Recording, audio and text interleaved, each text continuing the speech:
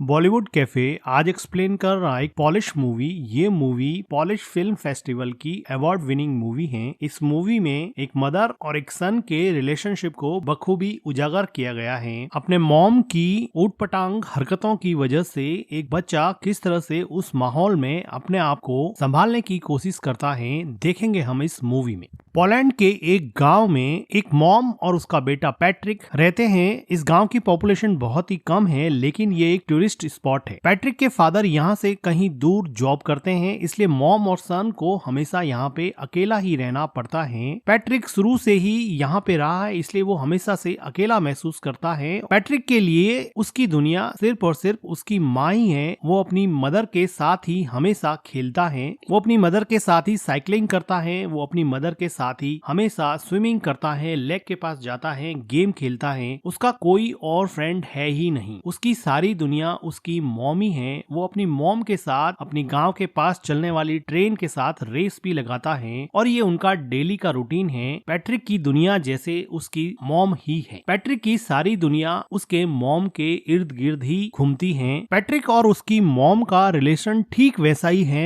जैसा हर किसी बच्चे का अपनी माँ के साथ होता है। वात्सल्य से भरा और प्यार से भरपूर इस रिलेशनशिप में किसी और की कोई जगह नहीं थी। लेकिन पैट्रिक की जिंदगी में खलबली तब मच गई जब इस गांव में आसपास के सभी लोग समर वेकेशन की वजह से अपने बच्चों को लेकर पिकनिक मनाने आने लगे और अपना समर वेकेशन व्यतीत करने के लिए यहाँ पे रुकने लगे। पैट्रिक तो किसी से भी क्लोज यहाँ पे हो ही नहीं पाया, क्योंकि वो शुरू से ही अकेला रहा था। उसको किसी से फ्रेंडशिप करने में भी बहुत प्रॉब्लम होती है। लेकिन वो देखता है कि उसकी माँ अब रात को रोज घर से बाहर जाने लगी हैं। पैट्रिक ने शुरुआत में इन सब चीजों से कोई रिएक्ट नहीं किया। पैट्रिक की मॉम को रोज शाम को एक कॉल आता और वो पैट्रिक को घर में अकेला छोड़ के ही चली जाती। पैट्रिक काफी देर तक इंतजार करता। कभी उसकी मॉम रात को घर लौटती नहीं थी और कभी देर रात को लौटती थी। वो थोड़ा सा टाइम पैट्रिक के साथ स्पेंड करती थी, लेकिन पैट्रिक को कल का बहाना देकर कि कल मैं तुम्हारे साथ पूरा दिन व्यतीत करूंगी, और पैट्रिक को अकेला छोड़ देती। धीरे धीरे पैट्रिक अकेलेपन की वजह से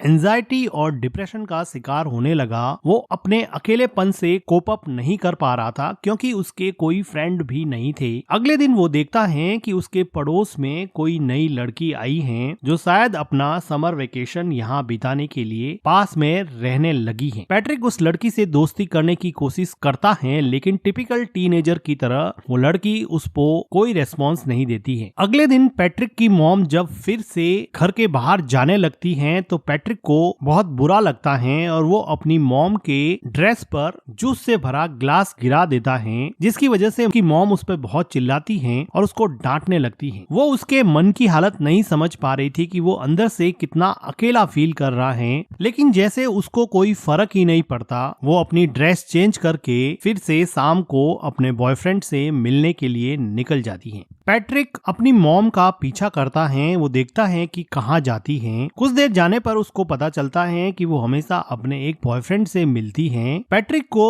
अपनी मॉम के पीछे जाते समय एक हिरन का बच्चा दिखता है, जो अकेला सड़क पर घूम रहा था।